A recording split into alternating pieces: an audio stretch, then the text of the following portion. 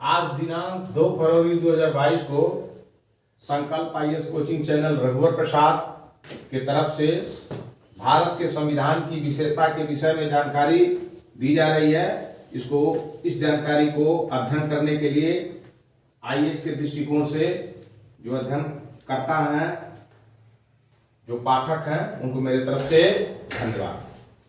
मैं कल आपको बताया था कि भारत का संविधान सबसे लंबा और लिखित संविधान है।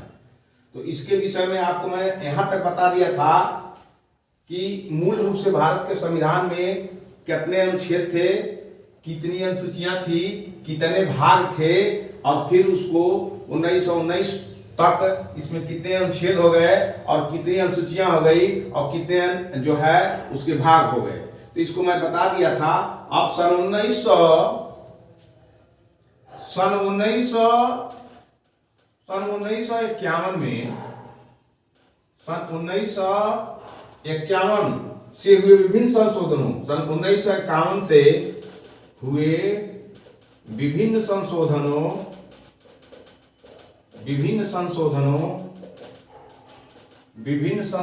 सन 1951 से हुए विभिन्न संशोधनों ने करीब 20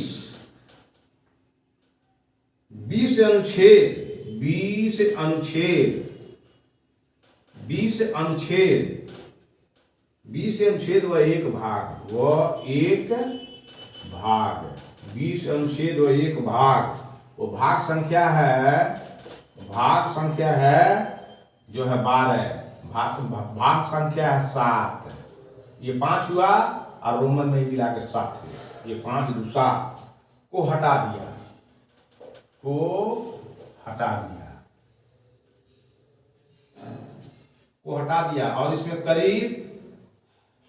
और इसमें करीब 95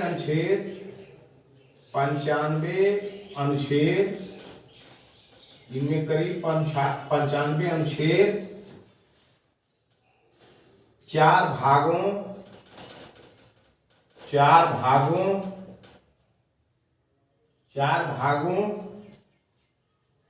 जिसमें 4 क 9 ख और 14 क और 4 अनुसूचियां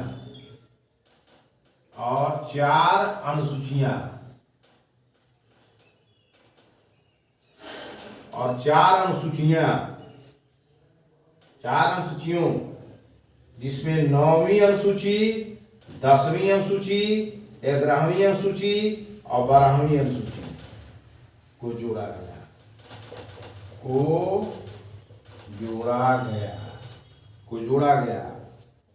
विश्व के किसी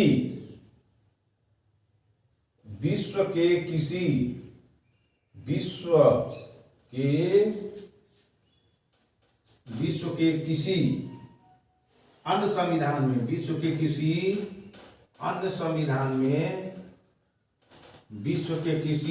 संविधान में इतने अनुच्छेद अनुसूचियां नहीं है।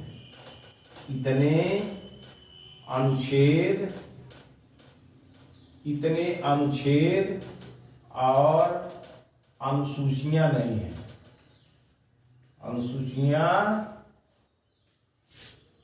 है। यही है, ये तथ्य कुछ सबसे लंबे और लिखित संविधान के तहत आते हैं। तो मैं आपको कल बता दिया था। उसके बाद आज का तथ्य यह है कि सन 1951 से हुए विभिन्न संशोधनों ने करीब 20 संशोधन हुए। 1951 से हुए 20 संशोधन, करीब 20 अनुच्छेद 21 से हुए 1951 से हुए विभिन्न संशोधनों ने करीब 20 अनुच्छेद व एक भाग को हटा दिया और 4 अनुसूचियां 9, 10, 11, 12, इसमें करीब 95 अनुच्छेद और 4 भागों, जैसे 4 भाग कौन हुए, 4 क, 9 ख, 14 क।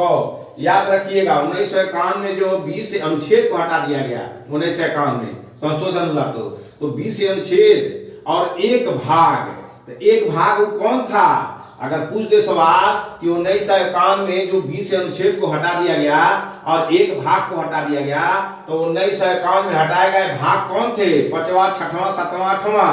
तो आप कहिएगा भाग 7वां को हटा दिया गया। और कौन कौन अनुच्छेद को हटाया गया?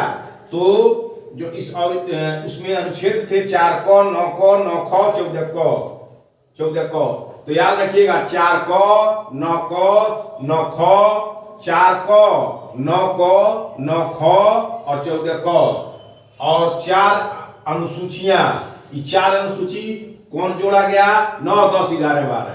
ये बहुत इंपॉर्टेंट सवाल है। जैसे 8 अनुसूचियां थी पुराने संविधान में, अब 12 अनुसूचियां हो गई, मतलब संशोधन के बाद 42वें के बाद, तो 9, 10, 11, 12। तो 9, 10, 11, 12 ये 4 अनुसूचियों को जोड़ा गया। तो इस प्रकार विश्व के किसी अन्य संविधान में इतने अनुच्छेद और अनुसूचियां नहीं है, इसीलिए इसको कहा जाता है सबसे लंबा है और लिखित है। ये जितना हुआ है लिखित हुआ, लिख करके हुआ है। तो आप समझ गए कि 350 से 395 अनुच्छेद और जो है 22 भाग और जो है 8 अनुसूचियां थी। और जब इसमें 470 अनुच्छेद हो गए और जो है 25 भाग हो गए और जो है अनुसूचियां 14 हो गई, तो ये बड़ा हो गया, इसलिए विश्व का सबसे लंबा संविधान है। उसी में से 1951 में विभिन्न संशोधन हुए। उस संशोधन में 1951 में जो संशोधन हुआ था उसमें 20 गो अनुच्छेद और एक भाग को हटा दिया गया। तो वह भाग का नाम था भाग 7 को हटा दिया गया और जो 20 अनुच्छेद थे उसको हटा दिया गया। और इसमें करीब 95 अनुच्छेद और 4 भाग, जैसे 4 भाग 4 क, 4 भागों 4 क, 9 क, 9 ख, 14 क और 4 अनुसूचियों 9, 10, 11, 12 को जोड़ दिया गया। इसी प्रकार यह विश्व का, इसीलिए यह संविधान विश्व का सबसे लंबा और लिखित संविधान कहा जाता है। तो याद रखिएगा, यह सवाल आपको जरूर आएगा किसी भी संघ लोक सेवा आयोग की परीक्षा में, या ये राज्य लोक सेवा आयोग, पूरे भारत के राज्य लोक सेवा आयोगों की परीक्षा में इसमें से जरूर सवाल आ जाएगा कि 4 अनुसूचियां 9, 10, 11, 12 भारतीय संविधान संशोधन किस वर्ष में जो हुआ था उसमें जोड़ा गया? तो 1951। याद रखिएगा 1951 में 9, 10, 11, 12 ये 4 को जो है अनुसूचियों को जोड़ दिया गया, इसलिए 8 अनुसूची प्लस 4 अनुसूची, तो जो है 12 अनुसूची, ये 8 और 4 12 ये अनुसूचियां, पहले 8 अनुसूचियां थी, तो ये 9, 10, 11 और 12 को जोड़ दिया गया। तो अनुसूचियों की संख्या बढ़ गई, इसलिए बड़ा हो गया।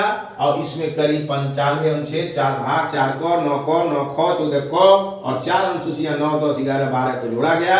इसी आधार पर ये जो संविधान के जानकार हैं, या हम भी हैं या आप भी हैं, ये सबसे लंबे और लिखित संविधान की श्रेणी में इसको रखते हैं। आगे आइए और हम लोग इसी संविधान, सबसे लंबे और लिखित संविधान के विषय में कुछ और तथ्य की जानकारी लेते हैं।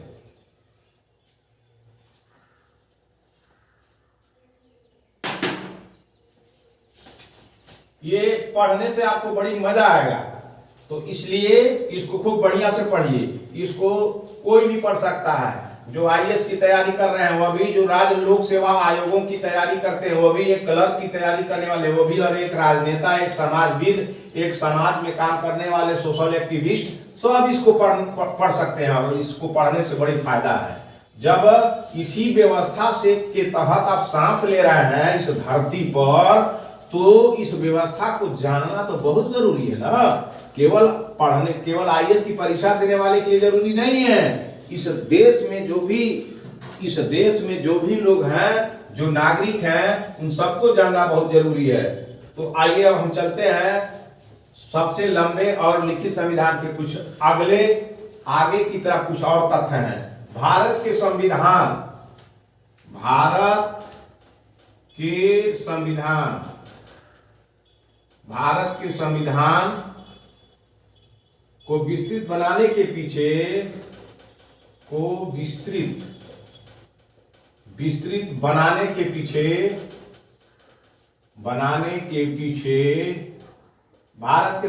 को विस्तृत बनाने के पीछे चार कारण जिम्मेवार हैं। चार कारण जिम्मेवार हैं। एक परिवार, छोटा सा परिवार होता है, पति पत्नी और बाल बच्चे और बच्चियां, उसमें काम करने में लोगों की कठिनाई होती है। तो भारत तो कन्याकुमारी से लेके और कन्याकुमारी से लेके कश्मीर तक, इधर तक्षशिला से लेकर इधर बंगाल तक, ये सब इतना लंबा है कि यहाँ के विभिन्न भाषा के लोग, विभिन्न क्षेत्र के लोग, विभिन्न संस्कृति के लोग, विभिन्न जो है विचार के लोग हैं, और इनका क्षेत्रफल भौगोलिक दृष्टि से बहुत व्यापक है और विभिन्न पर्यावरण का क्षेत्र भी है। इसीलिए भारत के संविधान को विस्तृत बनाने के पीछे कुछ कारण जिम्मेवार हैं। नंबर 1 भौगोलिक कारण। और भौगोलिक कारण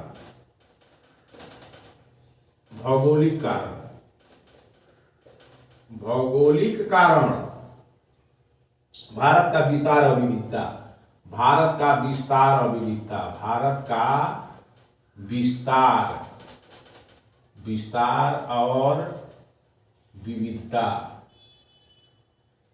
भारत का विस्तार और विविधता।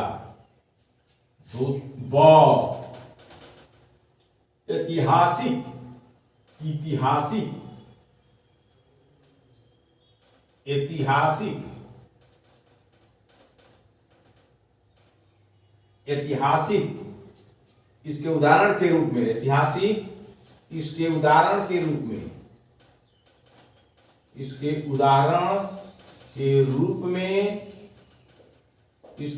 के रूप में भारत शासन अधिनियम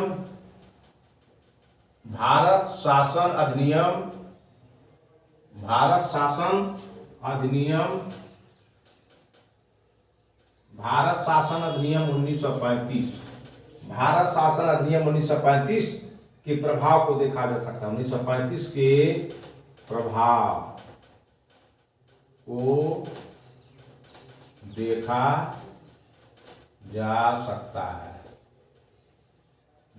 सकता है। यह अधिनियम बहुत विस्तृत था। यह अधिनियम बहुत विस्तृत था।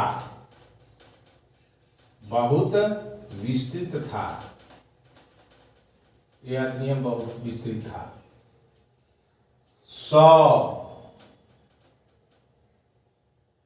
जम्मू कश्मीर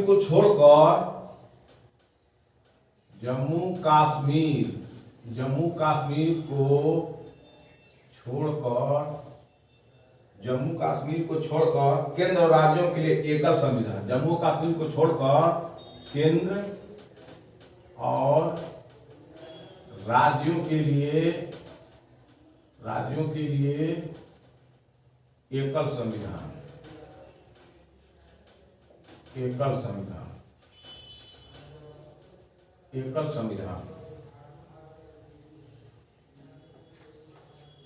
2 संविधान सभा में कानून विशेषज्ञों का प्रभुत्व। संविधान सभा में कानून विशेषज्ञों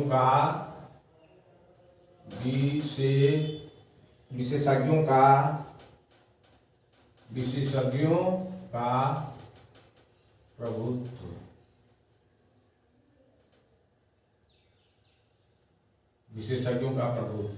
तो अगर आप कभी भी इसको भी लिख सकते हैं, लिखने के बहुत से आते हैं आप मतलब समय परीक्षा में कि भारत के संविधान की विशेषता को बताइए, तो आप ये तो शॉर्ट में लिख सकते हैं, लेकिन भारत के संविधान इतना लंबा और लिखित क्यों है? इसलिए लंबा है और लिखित है, इसके पीछे 4 कारण जिम्मेवार हैं। नंबर 1 भौगोलिक कारण। भारत का विस्तार और विविधता, मतलब विभिन्न प्रकार के भारत में विभिन्न प्रकार के भाषा, विचार और क्षेत्रीयता के आधार पर लोग का जो है निवास है और उनका विस्तार है। इसीलिए ये भारत के संविधान में ज्यादा लिखना पढ़ना पड़ा। दूसरा, ऐतिहासिक इसके उदाहरण के रूप में भारत शासन अधिनियम, जिस तरह से भारत शासन अधिनियम 1935 के आधार पर जो है भारत के शासन को चलाया जाता था, क्योंकि 1900 अधिनियम भारत का एक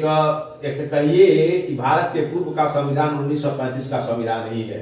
तो इतना ये भी प्रभाव जो है इसका आधार बनता है इसको विस्तृत बनाने में, क्योंकि 1935 के संविधान से ही मैक्सिमम प्राविधान भारत के संविधान में लिए गए, क्योंकि 1935 के संविधान को बना करके अधिनियम को बनाकर भारत पर शासन किया जाता था, जो बहुत मतलब कारगर सिद्ध हुआ, इसीलिए ये भी एक आधार बना। तीसरा आता है, जम्मू कश्मीर को छोड़ दिया गया, केंद्र और राज्यों के लिए एकल संविधान। जम्मू कश्मीर को छोड़कर केंद्र और राज्य के लिए एक प्रकार की संविधान की व्यवस्था की गई, लेकिन जम्मू के लिए स्पेशल व्यवस्था दी गई। और संविधान सभा में जो बहुत पढ़े लिखे लोग थे, जो लोग कहते हैं कि संविधान बहुत खराब बना है, उन लोगों से आपको यह बहस करनी पड़ेगी कि आप एक लाइन में कहते हैं बहुत खराब है। संविधान सभा में इतने कानून के जानकार थे, सब बैरिस्टर थे, और वो बैरिस्टर बुर्बक थे, और आप आज आक्षेप लगा रहे हैं संविधान पर, इसलिए अभी संविधान को पढ़िए। इसलिए संविधान सभा में कानून जो विशेषज्ञ थे, उनका पूरा प्रभुत्व था, पूरा उनका दबाव था कि भारत का संविधान ऐसे बने, इसी में जनता का कल्याण है। इसीलिए भारत के संविधान को सबसे लंबा और लिखित संविधान के रूप में इसका जो है रचना हुई, और इसकी विशेषता के रूप में जाना जाता है। अब आइए कुछ तथ्य है और आगे बढ़ाते हैं, इस तथ्यों को कुछ और आगे बढ़ाते हैं कि आपको ज्यादा से जानकारी मिले। जैसे आप इंटरव्यू में बैठिएगा तो कभी कोई पूछे तो आप इतना मास्टर हो जाइए कि आपसे कोई पूछे तो उत्तर आपके जबान पर रहे। जैसे कोई पूछता है एग्जाम में, राज्य व्यवस्था में, भारत के संविधान में, ही बताइए भारत का संविधान इतना लंबा क्यों है, छोटा बना दिया जाता तो नहीं हो जाता। तो आपको उत्तर देना यही समीचीन होगा कि सर छोटा इसलिए नहीं, भारत का संविधान छोटा इसलिए नहीं बनाया जा सकता था कि यहाँ का जो है भौगोलिक आधार बहुत विस्तृत रूप से है और विविधता वाला देश है। दूसरा सर इसकी ऐतिहासिकता है कि 1935 में जो कॉन्स्टिट्यूशन जो अधिनियम था उसी के आधार पर भारत को चलाया जाता था, इसलिए 1935 भारत के संविधान का आधारशिला है कि उसको लेना पड़ा। तीसरा है सर जम्मू कश्मीर को छोड़ करके केंद्र और राज्यों के लिए एक प्रकार की संविधान बनानी पड़ी, तो सब राज्यों के हित को देखा गया। और चौथा है कि संविधान सभा में इतने विधि के जानकार थे कि वो जैसे जैसे कहते थे वैसे वैसे संविधान लिखा जाता था, इसीलिए इसको सबसे लंबा और लिखित बना दिया गया। तो एग्जामिनर आपसे संतुष्ट हो जाएगा, इसके बाद उसके पास कोई चारा नहीं है कि आपके बात को काट दे। क्लियर? तो आइए अब आगे चलते हैं।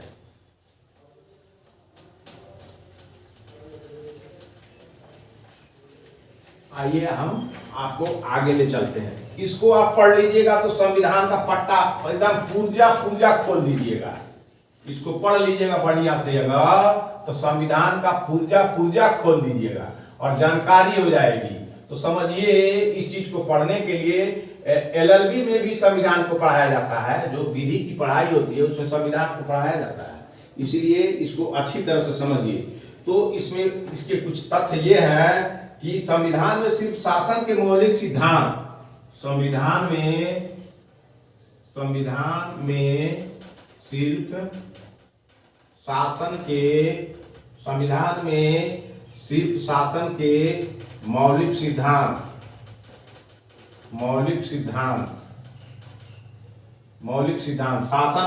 संविधान में सिर्फ शासन के मौलिक सिद्धांत बल्कि विस्तृत रूप में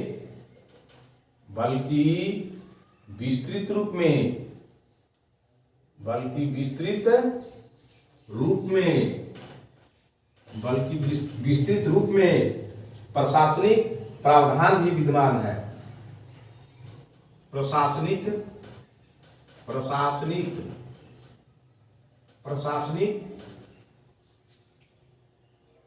प्रावधान भी विद्यमान है। प्रावधान भी विद्यमान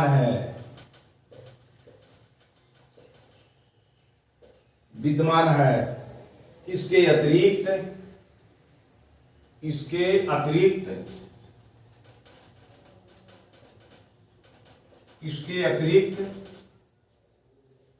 अन्य आधुनिक लोकतंत्रों में अन्य आधुनिक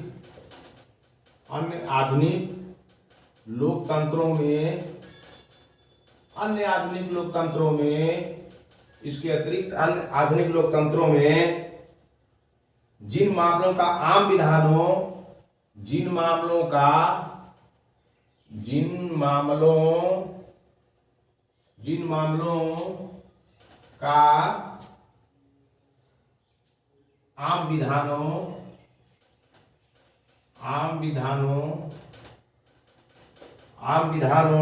अथवा स्थापित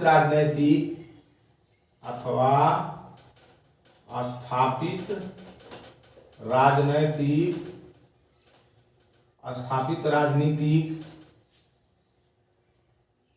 परिपाटी छोड़ दिया गया है, परिपाटी छोड़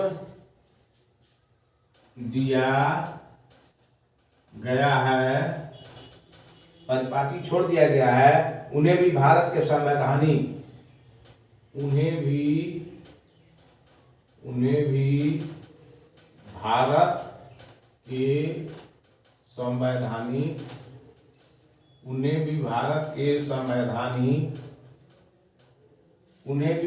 संवैधानिक दस्तावेज में शामिल किया गया, संवैधानिक दस्तावेज में शामिल किया गया है,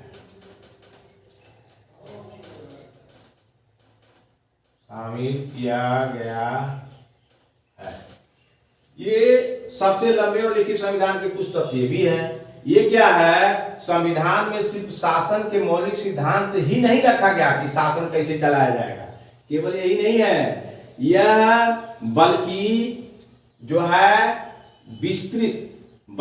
विस्तृत रूप में प्रशासनिक प्रावधान भी विद्यमान है। शासन माने जिसमें शासन का मतलब जो व्यवस्थापिका होती है उसकी बात हो रही है, शासन उसे कहते हैं। अब प्रशासनिक प्रावधान का मतलब एडमिनिस्ट्रेशन, प्रशासन, जिसमें IAS PCS लोग पढ़ के जाते हैं, चयन करके जाते हैं, उनका भी व्यवस्था इसी में दिया हुआ है, विद्यमान है। तो ये समझ जाइए, भारत के संविधान में केवल सिर्फ शासन का मौलिक सिद्धांत ही नहीं है, शासन कैसे चलाया जाएगा इसका सिद्धांत तो है ही है, लेकिन प्रशासन कैसे चलाया जाएगा, भारत में IAS कैसे अपने कार्य को करेंगे, इसका भी प्रावधान है भारत के संविधान में। इसके अलावा अन्य आधुनिक लोकतंत्रों में, जो आधुनिक मॉडर्न डेमोक्रेसी है, तंत्रों में जिन मामलों का आम विधानों अथवा स्थापित राजनीतिक परिपाटी छोड़ दिया गया है, उन्हें भी भारत के संवैधानिक दस्तावेजों में शामिल किया गया है। मतलब जो देश विश्व में बहुत देश है, उसमें डेमोक्रेटिक ट्रेडिशन जो है, डेमोक्रेटिक लेवल के जो मामले हैं, उनको बहुत से देशों में छोड़ दिया गया है, लेकिन भारत के संविधान में उसको भी स्थान दिया गया है। ये है, इसीलिए भारत का संविधान सबसे लंबा हो गया और लिखित संविधान हो गया। अब तो समझ में आ गया, जो भारत में जो है शासन के मौलिक सिद्धांत को भी दिया गया है, भारत के प्रशासनिक प्रावधान को भी दिया गया है, अन्य आधुनिक लोकतंत्रों में जो है विधानों अथवा स्थापित राजनीतिक परिपाटी छोड़ दिया गया है, जो छोड़ा है उसको भी भारत के संविधान में दिया गया है, इसीलिए सबसे लंबा हो गया है। अब सीधे कह गया कोई